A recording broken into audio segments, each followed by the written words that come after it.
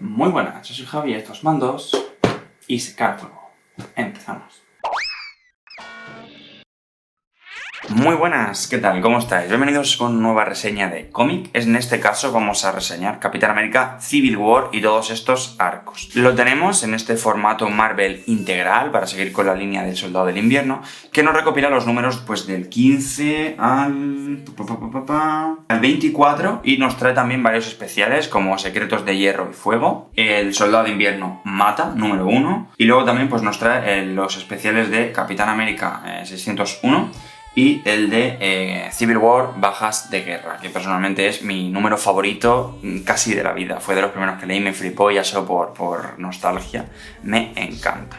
Se trata del mismo equipo creativo que en el anterior tomo, en El Soldado de Invierno, con nuestro amigo Ed Brubaker, mismo equipo creativo del colorista sigue siendo Frank D'Armata, los dibujos pues siguen oscilando los mismos, ¿no? Mike Perkins, Marcos Martín, Javier Pulido incluso aquí al principio. Aquí tenemos a nuestro español de referencia, muy bueno Javier Pulido, en este primer especial al principio. Sí que varían un poquito más en algunos especiales, pero en general tenemos el mismo equipo creativo que en el tomo anterior. Y qué deciros, pues es una historia muy continuista, ¿vale? De lo anterior. No os voy a desvelar mucho realmente, porque sería haceros spoiler de ya una parte bastante avanzada de la trama. Sí que os diré que se divide en dos partes, o sea, aunque el tomo se llama Civil War, ¿vale? Porque, bueno, pues vende más y además pues salió a coalición de la peli. De hecho, el primer tomo tiene el escudo de la peli del Capitán América y aquí pues te hace la división entre estos dos y tal. Lo cierto es que en el tomo se divide en dos partes. Por un lado tenemos el arco, que en los Marvel Deluxe era el de Amenaza Roja, ¿vale? Que continúa todo aquello del Soldado de Invierno y que le pone punto y final prácticamente a esa saga.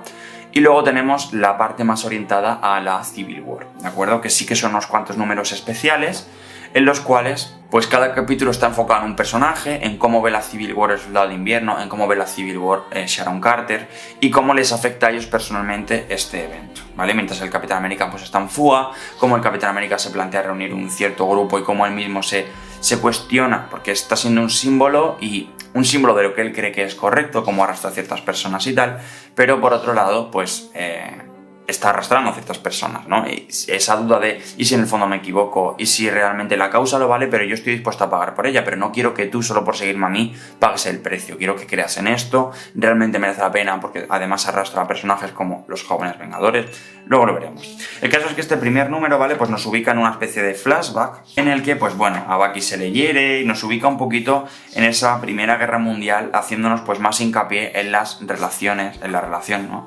Mejor dicho, entre el Soldado de Invierno y el Capitán América. La trama, ¿vale? Va variando en cuanto a la presencia de El Durmiente, que es un robot, ¿vale? Una especie de criatura prácticamente descendiente de las leyendas, que pues Hydra y todos estos, ¿no? El Cráneo Rojo y todos estos, pues están intentando volver a levantar. Aquí en el pasado, ¿de acuerdo? Esto acaba con, bueno, aquí lo tenemos al Durmiente, al Capitán América enfrentándose a él, Bucky siendo herido, Capitán América a punto de perder a Bucky, aquí a Cráneo Rojo viendo cómo le destrozan su herramienta, a Nick Fury, vemos a los comandos aulladores, ¿no? Y todo esto pues nos trae al presente, porque todo esto es una historia que le estaba recordando el Capitán América aquí a Sharon Carter y que nos sirve pues no solo para relatarnos pues lo mucho que sigue echando de menos a Bucky, lo mucho que le pesa todavía la conciencia, sino que pues más adelante en los siguientes arcos esta parte final de Amenaza Roja tiene como villano final el Durmiente, vuelven a despertar al Durmiente, ¿de acuerdo? Como digo, no voy a desvelar nada realmente de la trama, pero sí que avanza todo. El Soldado de Invierno sigue haciendo sus cosas y sigue intentando liberarse, estos dos siguen intentando encontrar al Soldado de Invierno por delante de ningún otro. De hecho, ya esto da un salto en adelante, han pasado varios meses con respecto a lo que vimos en el tomo anterior, ¿vale? Aquí ya los nuevos Vengadores ya están formados, Capitán América se niega a pedirles ayuda porque, bueno, pues los Vengadores están para otro tipo de cuestiones y esto es algo más personal del Capitán América, ni siquiera quiere que S.H.I.E.L.D. se implique. Todo esto pues es en un clima de ambiente político bastante más delicado, porque recordemos que estamos a las puertas de la Civil War. De hecho, pues bueno, aquí vemos como la evolución de Cráneo Rojo en la mente de Lukin pues sigue avanzando también, ¿vale? Y de hecho ocurre una cosa en tierras rusas y por ahí, desestabiliza más todavía el clima político y obliga a los Estados Unidos a tomar parte para decir hay que limitar a los superhéroes porque cada vez que hacen algo, ya no solo dentro de nuestro país sino fuera, el clima político y el peligro de guerra aumenta muchísimo, con lo cual pues empiezan a aparecer ya ciertas ideas y empiezan a presionar otros países directamente a Estados Unidos para que le ponga límites a los superhéroes, y todo esto pues se verá en la Civil War. También pues tenemos aquí al grupito de personajes pues tenemos a Calavera y a Pecado, que recordemos que es la hija de Cráneo Rojo. Tenemos aquí unos primeros números en los que este se dedica a torturarla, pero de manera bastante visceral y a veces bastante explícita, para recordarle, ¿no?, quién es, porque de alguna manera pues sí la cogió, pues le borró la memoria, porque te cuentan su historia súper trágica. Es un personaje que vive en el odio y en el dolor, y pues sí la recuperó de niña, le hizo un lavado de memoria, y pues Calavera la ha vuelto a coger y se limita a torturarla para que vuelva a recuperar el odio en su vida, ¿no? Y pues esto te va contando un poquito pues este tipo de historias, ¿de acuerdo? Realmente la trama es bastante interesante, o sea, es que no os quiero desvelar más por no haceros spoiler, porque si no la habéis leído, igual las historias os suenan, ¿vale? Porque, pues eso, hoy en día Marvel, El Soldado de Invierno, Capitán América, todo esto nos suenan ya a todos. Pero si no lo habéis leído, os lo recomiendo encarecidamente porque va a su rollo. Es verdad que os cuento que pues pasan cosas de que pues luego afectarán un poquito a Civil War y tal, pero se puede leer completamente independiente, como si no existiese nada más a su alrededor, porque los Vengadores de hecho es que ni aparecen. Hay un momento que te dice, ¿por qué no llamas a los Vengadores? Y él, no, porque ellos están a sus cosas, tal, y yo aquí a lo mío. Punto. No se vuelven a citar. Todos los personajes es una historia mucho más cerrada, mucho más de conspiraciones, de política, de espías. De hecho, es que lo veis aquí en el tono. O sea, este tipo de páginas, ¿vale? Pues que fueron, pues igual, ¿no? Las que más me gustaron aquí en el primer tomo, que son pues estas aquí a blanco y negro, ¿no? Siguen teniendo mucha presencia, es bastante más visceral, tiene otro tono por completo, o sea, si en el vídeo anterior el Soldado de Invierno decía que se parecía a la peli pero que era incluso más duro, este es incluso más duro. Y sí que puedo encajar en el que la película de Soldado de Invierno adapta hasta aquí Amenaza Roja. No lo adapta tal cual porque no va de lo mismo, pero sí que digamos esa conclusión de Soldado de Invierno en el que se enfrenta al Capitán América, en el que los dos caen, en el que le salva la vida para después esconderse y él mismo aprender a gestionarse en ese nuevo estatus de vida que tiene, ocurre en esta Amenaza Roja y no en el del Soldado de Invierno. La conclusión del Soldado de Invierno llega aquí. Luego, pues esto, o sea, sí que te van avanzando cositas, pues de Civil War y tal, pero ya te digo, todo es desde el punto de vista y desde el prisma de los personajes estos. No te empieza a contar rollos de Iron Man, de los Vengadores, del mundo, de otras series e historias, sino que se centra en esto. Podéis empezar esta historia, que también es más adulta, más madura y más tal, y ceñíos simple y llanamente al Capitán América, porque de hecho es un pedazo de historia tremenda. No os quiero destripar más porque no os quiero destripar de qué va la película, ¿no? Y cuáles son los giritos y cuál es tal. Pero realmente es que no os lo quiero destripar, por si lo acabáis leyendo, ¿vale? Pero esto es una recomendación bastante poderosa. Me ha gustado casi más este tomo que el anterior, porque lo vemos avanzando más, ¿veis? Pues aquí vemos, por ejemplo, el Soldado de Invierno con los jóvenes Vengadores y tal.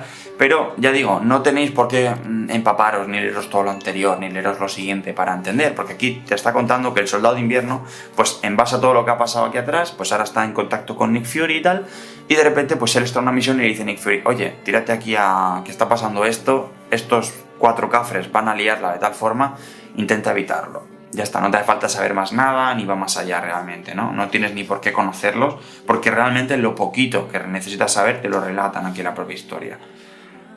Y es que, ya digo, no quiero profundizar mucho más. Me han gustado bastante los tomos de la Civil War porque van a su rollo y te profundiza en... bueno, de esto quiero hablar ahora.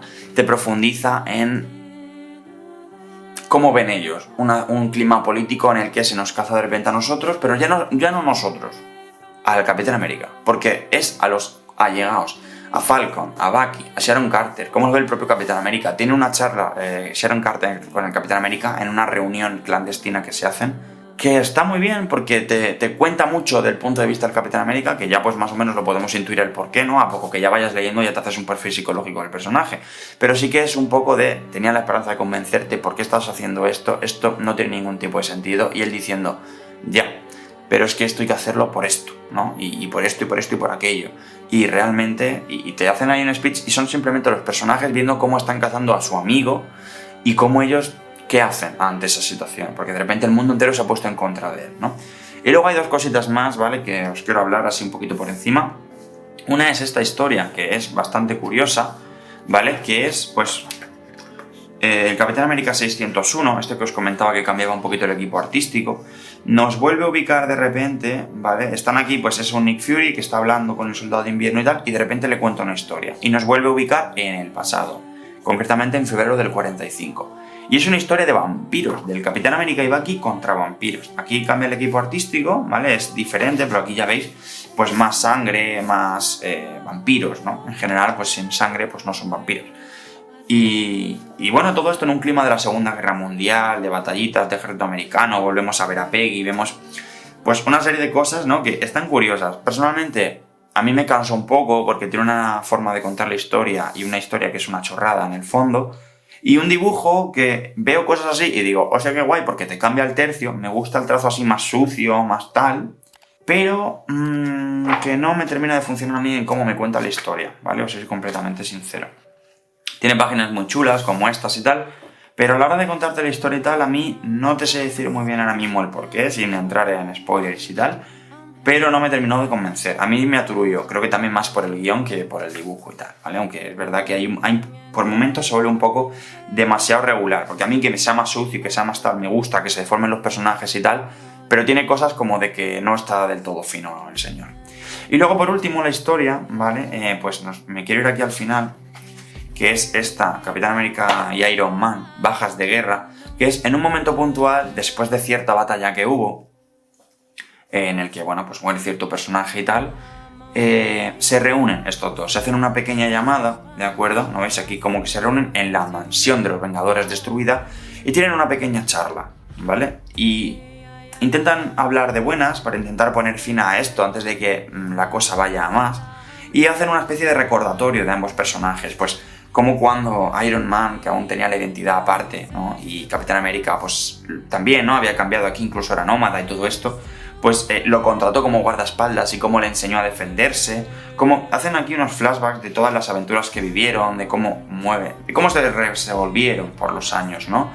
Y a su vez, por ejemplo, aquí vemos a Gwen Stacy y al Duende Verde. ¿Por qué? Pues porque hablan de todo esto, de todo lo que hemos vivido estos años. A ti no te hace pensar que realmente el camino correcto es este. Y realmente este cómic es más Civil War que la Civil War, porque realmente la Civil War, ya lo veremos en su propio cómic, o ya lo habréis visto en su propio cómic, mejor dicho, es una chorrada monumental. Y a poco que lo vuelvas a leer, todo pasa muy rápido, solo son batallitas, splash page, personajes muy molones, pero está vacío de esencia, y la esencia se la da todo lo que hay alrededor. El frontline, esto, el resto de tie-ins de otros personajes, es lo que te postula ideológicamente y lo que le da profundidad al evento que en realidad tiene. Y realmente la carga ideológica de ambos personajes de los dos bandos está aquí, porque aquí te estoy intentando entender, pero no me lo sabes transmitir, o en el fondo no es que no confío en ti, no confío en lo que tienes detrás, porque hay demasiados flecos. En ti tú me has demostrado que sí, pero lo que tienes detrás y lo que estás defendiendo, no. Y está muy guay, porque por ejemplo te hablan de, pues imagínate, es que revelar nuestra identidad, acuérdate de lo que le pasó a Gwen Stacy,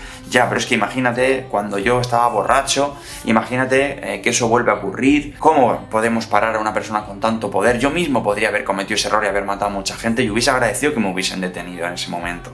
Y tienen pues ese debate ideológico en el que pues hacen un recorrido de todo el pasado, de los Vengadores y tal, que realmente, ya os digo, a mí es que es lo que más me gustó. Y al final pues se acaban encontrando en sus propios egos, en Iron Man diciendo: yo sé que no me crees porque todavía me crees que soy un alcohólico y tu padre era un alcohólico y te hacía no sé qué, no sé cuándo, y él te lo estás llevando a terreno personal, pero es que es no sé qué. Y entonces al final empiezan en un debate ideológico y empiezan como a escalar, cada uno postula su posición, ninguno se quiere mover, y al final empiezan cayendo en pullas, en debates, en insultos y en lucha de egos. Y eso es lo que acaba pasando en Civil War. Empiezan una especie de lucha ideológica pura, entre comillas, por hacer el bien, en realidad, y acaba yendo hacia terrenos terribles, ¿no? Lo que pasa que al final Civil War pues tiene ahí ese desacierto de que pues al final Iron Man es más malo que bueno, porque toma ciertas decisiones muy cuestionables en un intento de defender lo que él cree que es correcto. Pero aquí todavía no han llegado a ese punto y simplemente pues acaban teniendo ese conflicto, ¿no?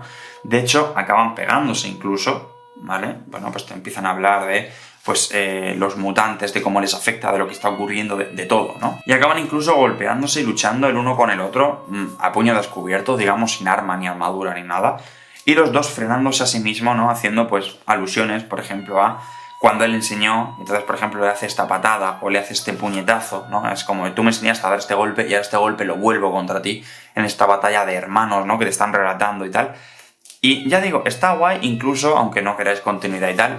Si os gusta la continuidad, como me puede pasar a mí, pues creo que este tomo, o sea, este número en concreto, que yo de hecho lo tengo en 2 versiones, en esta y en un tomito así finito, que trae también otros números paralelos a Civil War y tal, que ya lo traeré, porque habla mucho de cómo Kingpin manipula a ambos bandos desde la cárcel y tal, pero incluso aunque lo queráis leer al margen de la continuidad, aporta mucho a lo que es la psique de los personajes, porque al final Iron Man también ganará peso en los futuros números, cuando ya vuelva al Soldado de Invierno y tal.